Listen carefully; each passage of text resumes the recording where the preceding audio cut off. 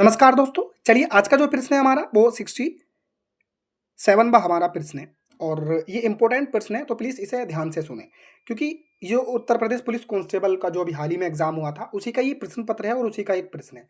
मैं ऐसी आशा करूँगा कि आपने चैनल को सब्सक्राइब कर लिया होगा, ठीक है? अगर आप क्लास इसकी फुल डिटेल वीडियो चाहते हैं तो कमेंट बॉक्स में बता सकते हैं। चलिए अपने हम प्रश्न को देखते हैं। देखो प्रश्न है निम्नलिखित वाक्यों में से किस वाक्य में असंभूत है? यानी कि आपको काल का ये प्रश्न है, अगर आप जानते हैं तो उसका जवाब ज़रूर दें। अब इसने पूछा है कि आसन्नभूत किसमें है? तो अगर आप जानते हैं तो अब बे सारे ऑप्शन को ध्यान से सुनें, जिसमें ऑप्शन ए है, हो सकता है मैं भी चलूँ और ऑप्शन बी है, मोहित स्कूल पहुँच चुका है और ऑप्शन सी है, शिक्षक पढ़ा रहे होंगे और ऑप्शन डी है, वे दिल्ली चले गए।